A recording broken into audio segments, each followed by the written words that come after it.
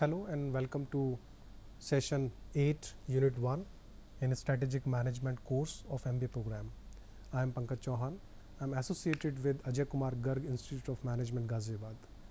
In today's session I will be covering the mission part of the strategic intent and the concept of business definition along with the discussion on goals and objectives. So far learning outcomes are concerned. After this session, you will be able to understand the concept of mission in terms of what constitute a mission. Whenever you try to create a mission statement, what are the things that must be mentioned in the mission statement, you will got to know in this session. Secondly, you will be able to describe business definition, and again we will discuss what are the dimensions that must be included while defining the business definition. So there are 3 suggested dimensions for defining a business that we will cover in this session. Every business has to have some sort of goals and objectives. So we'll discuss the concept of goals and objective in respect to the topic, which is by and large broad topic is strategic intent. So we will be discussing this and you will got to know what are the differences between goals and objectives, and we'll try to make you more clear through the example, so you will have better understanding what are the goals and what are the objectives.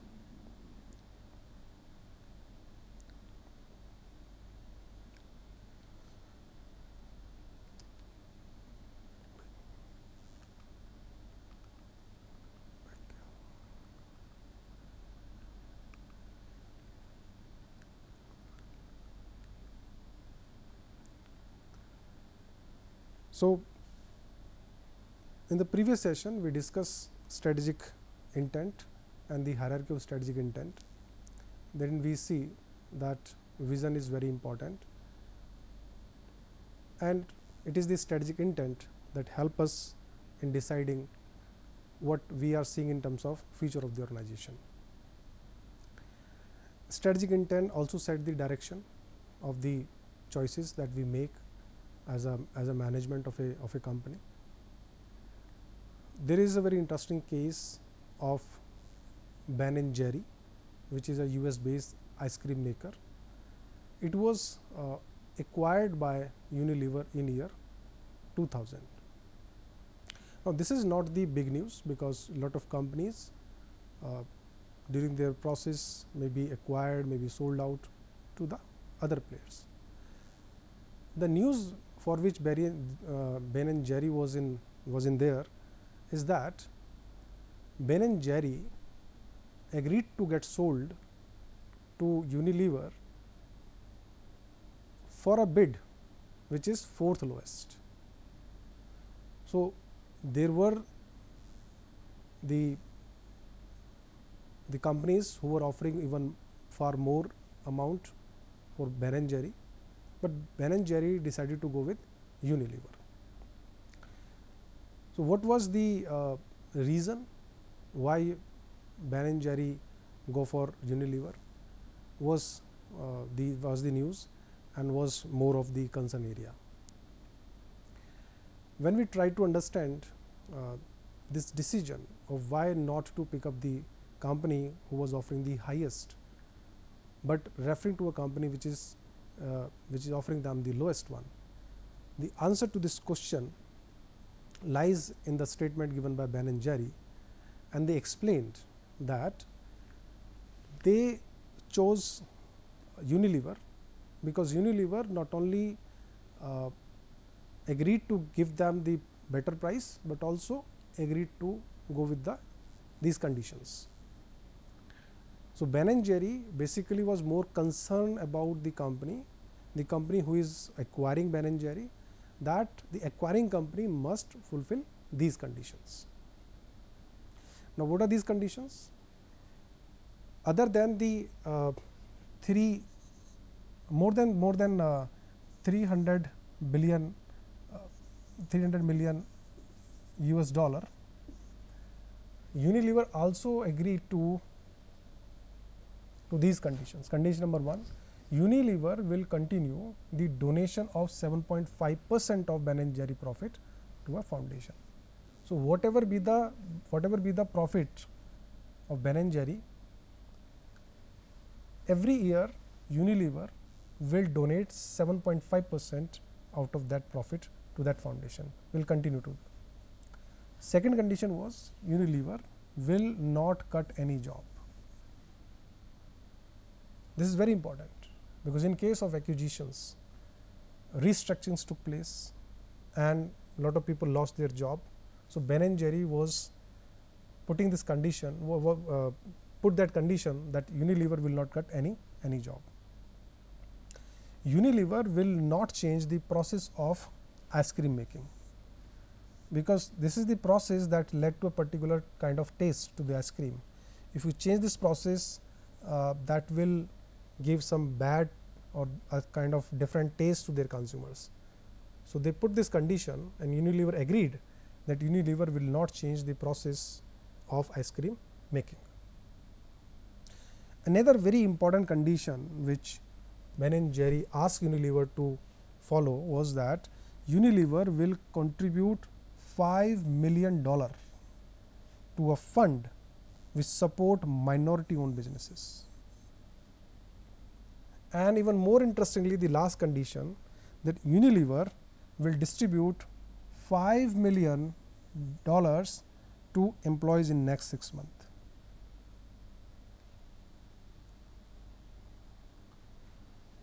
So, what is this case about? This case is about the mission that Ben & Jerry followed, and moreover it is more about the commitment of this company Ben & Jerry towards that mission.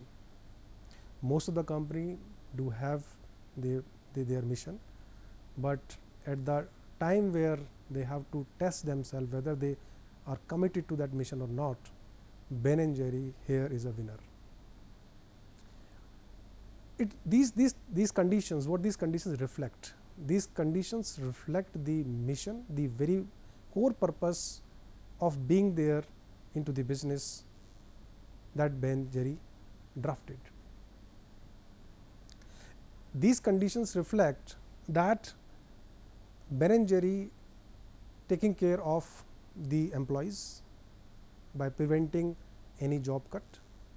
They are also very much concerned about the product, and by protecting the process of making ice cream, they are also defending their customers. They are also into the social work, and so they put this condition of donating 7.5% of the profit every year to a particular foundation and spending $5 million to a particular fund that help or that support a minority owned business. So, these are the conditions that reflect the mission of Ben & Jerry. Had it been a case where somebody else is there, maybe there could be a dilemma whether to go with the company who is providing highest bid amount against Ben & Jerry business. But Ben & Jerry went with Unilever. One more condition that I have not mentioned here is they put the condition that Ben & Jerry will remain a wholly owned subsidiary of Unilever. Now, this is very important, because wholly owned subsidiary means only Unilever will be the parent company for Ben & Jerry. So, in a press note, people ask them, in a press conference, people ask Ben & Jerry why they chose Unilever for a lesser amount, and that is what they quoted is that when the company was started long back, lot of stakeholders joined the journey of this company and contributed positively to the success of this company, and gradually the company become a very successful company. So, in the process, stakeholders take care various things of Ben & Jerry. Now, at this point of time where Ben & Jerry is going to be sold out, what Ben & Jerry should focus more towards the amount they can have or towards what they can do for their stakeholders. So, in a single line statement, they mention that these conditions will prevent the interest of stakeholders, and the amount that was offered to us as the highest bidding was not able to meet out this condition, and that's what the mission is all about. Mission basically define the reason for being. What is your business? What do you do as a company, and whom do we serve? In this case, if I want to connect what we have learned regarding the mission, is that mission helps to decide the priorities. Number one, it helps to decide the priorities, and mission act as a guiding principle. Guiding principle. Ben & Jerry had a dilemma whether to go with the highest bid or with the reasonable amount, and the conditions. So, highest bid against reasonable amount and the condition, which one to pick? It is their mission that guided them to go with this one. Not only the mission, but their own commitment to this mission. Secondly, the priorities. Many a time when we grow up, lot of time we face various challenges, and we have to set our priorities, or we have to reshuffle our priorities.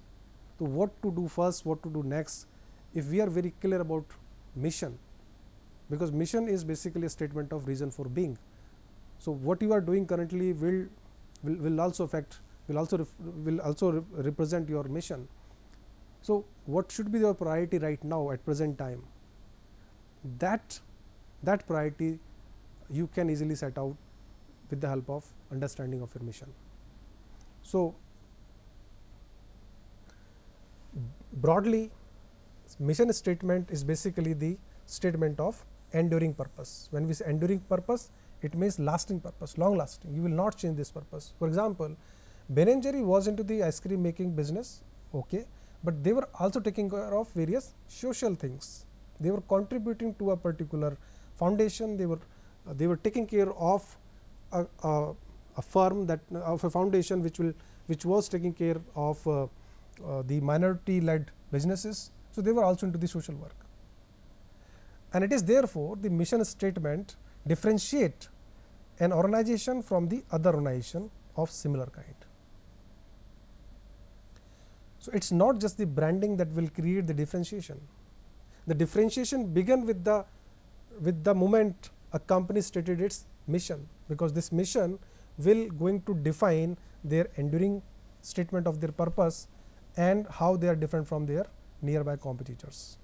And it is therefore, mission can never be a generic statement.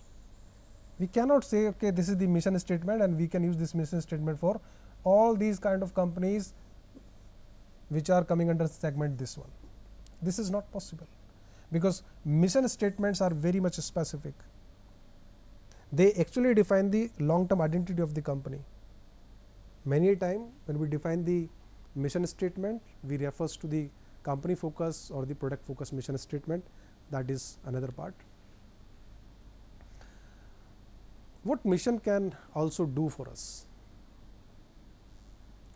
So, if we look at the organization basically are the diversified entity. People of different belief systems, value systems, background, culture, they work together. Not only the people from different ethnic background or the different culture, but the people with different mindset and goals. Individually, the people who are working in an organization, they are with their own personal goals, but they are working together in an organization. So, there are these two important challenges for any organization, be it is the smaller one or a company which is a conglomerate kind of structure. How to bring everyone unanimously under the shed of the organization which is by nature is highly diverse. Number two, second question which is very important is how to resolve divergent opinion regarding organization among its employee. So, try to see that if this is the structure of my organization and these small circles are nothing but the employees, and if I ask, okay, what is our organization, what it does, you will find that different people will give you different answers. Unification of their opinion towards their organization is very important for the unity and for the success of this company. The ex-CEO of Colgate, Ruben Mark, explained that mission statement can answer this. What he explained is that there is a need to create a broad purpose, a broad goal. That broad purpose to be expressed as the mission. So, this broad purpose for which company is existing has to be such that the individual goals will come into it. Whenever they see this purpose, he can identify, okay, there is something for me, it is taking care of it. If this fellow is looking at or reading this purpose or statement of mission, that can easily understand, okay, this mission of the company or the purpose of this company is lying with my goal. So, what he said is, what Ruben Mark said is that create a broad purpose, express it in terms of mission, and this will unify or unite people. And when people unite, they will perform better in terms of team. So, another definition point I would say that mission promote the sense of shared hope within the organization. It will somewhere reflect that individually I can achieve very small, but if I work in a group, I can achieve more. So, in this way, the mission statements are basically a kind of communication tool.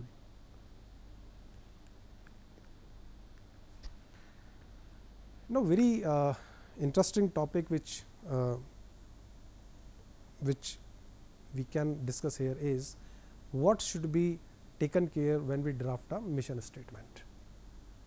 If somebody give me an exercise that, okay, we are so and so company, we are in the process of drafting our mission statement, how should we go about? If this is the exercise for you, what you should do? So, the literature on the mission statement suggested these 9 components. You can find these 9 components in almost every book on strategic management. These 9 components basically pose 9 questions, and to create a very very comprehensive mission statement, these 9 questions to be answered in that. These 9 questions basically categorized into 3. These 3 are about certain type of concern for survival, concern for public image, concern for employee. The first three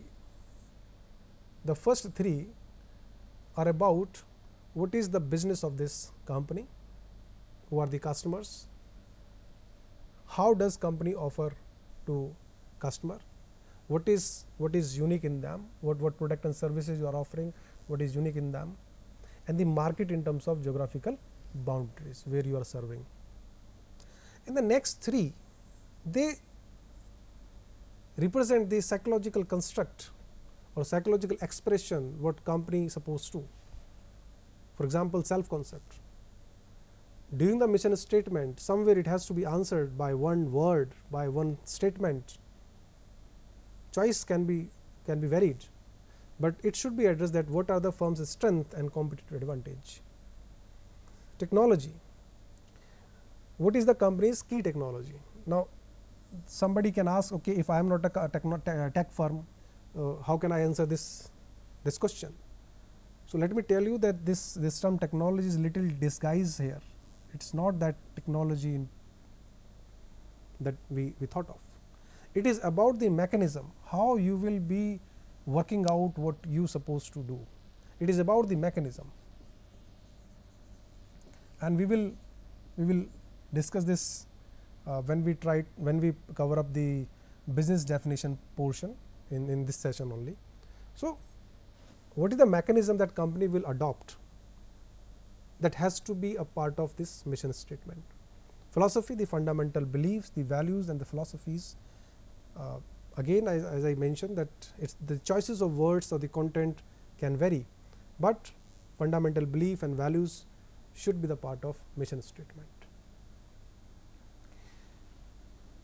Now, one issue with this expression of what should be in the mission statement in terms of 9 component is a very long expression of mission statement, and every time not everybody is able to give answer to these 9 questions. So, for example, if there is a startup company that cannot fairly answer to all the questions. So, the requirement here is that if we are not able to use these 9 components in the mission statement, can we reduce these 9 to certain fundamentally important components that a mission statement should have? Ideally, these 9 components should be the part, but can we restate, can we reconfigure these 9 components into something which is less in terms of number, but covering the same kind of dimensions? So, there is a solution to this, and what we can do is this. Mission statement can be formulated by using these basic elements: the fundamental priority in terms of what is your customer, what is your product, how you will do it. So, 3 elements covered here. What is our business, the customer need, that is whether you are selling product or services, what is unique in them, that is there. And also we will cover here the 3 concern areas, and finally, the scope of business boundary in terms of geographic reach. So, more or less most of the component are covered under these 3 broad basic elements of a mission statement. Now, we will see how to analyze a mission statement. If you recall, if not recalling, I insist you to refer the previous session wherein we discussed the vision statement of Tesla company, and we analyze the vision statement, and in continuation of the same I am taking the mission statement of Tesla. I am not changing the company, so that we can actually create a connect between how the vision has a link with the mission. For just for the reference only, I just mentioned here that strategic intent, it basically include vision, mission, goals and objective in the hierarchy form. Now, this vision has got 3 elements: the core value, the core purpose and the visionary goal. This core purpose basically reflected here. So, vision connected to mission through core purpose. So, this is what something I want to communicate. Now, let us examine this mission statement.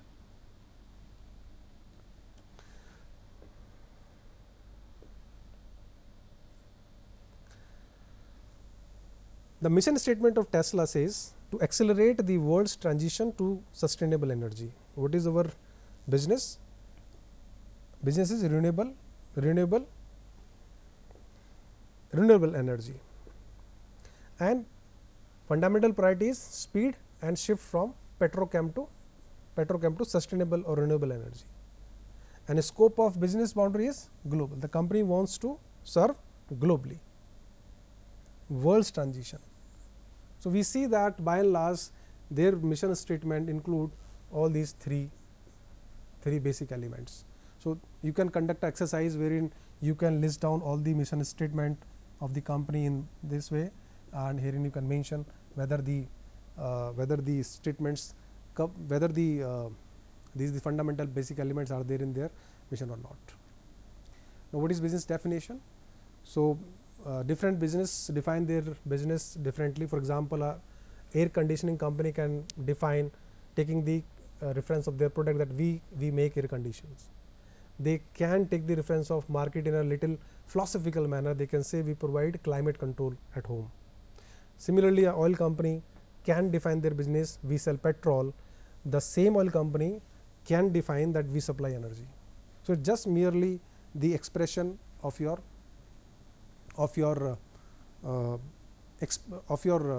understanding about your definition of business.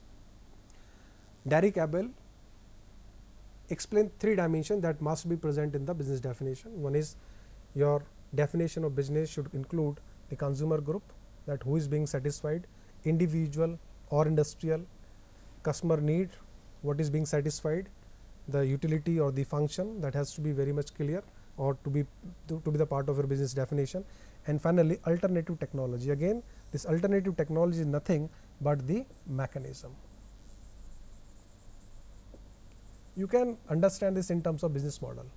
As a company, you would be following a particular business model, and that business model you must somewhere mention that how you are going to serve your consumers, and that mechanism is nothing but the alternative technology.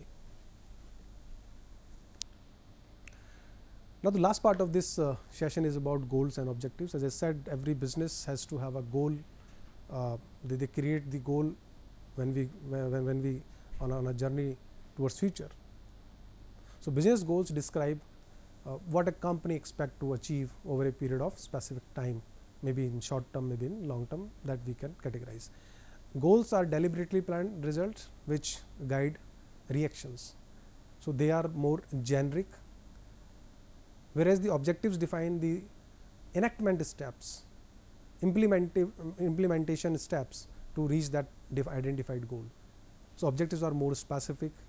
They provide some sort of outline regarding who, what, when, where, and how to reach those stated goals. So let me put this more with more clarity by using these examples.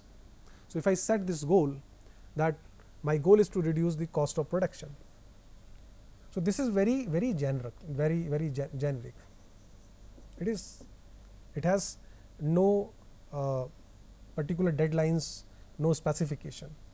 So this goal can have this objective, that conduct time and motion study on the monthly basis. So objective define how to achieve these goals. So basically objectives are the steps to achieve goals.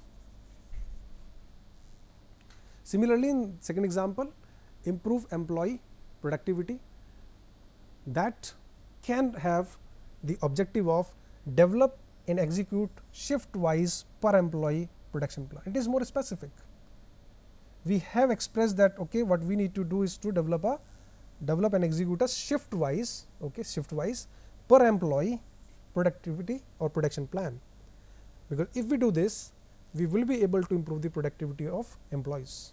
We got to know which employee is contributing how much, and then we can analyze this data and can improve. So goals are more generic and objectives are more specific. So with this we came to the end of the session, and let me summarize here. What we have covered is the mission, what is the component, what are the components of mission, how to analyze mission, and then we moved to the business definition part, where we discussed 3 dimensions as suggested by Abel, and finally we discuss shortly with some examples what are goals and objectives. So thank you very much.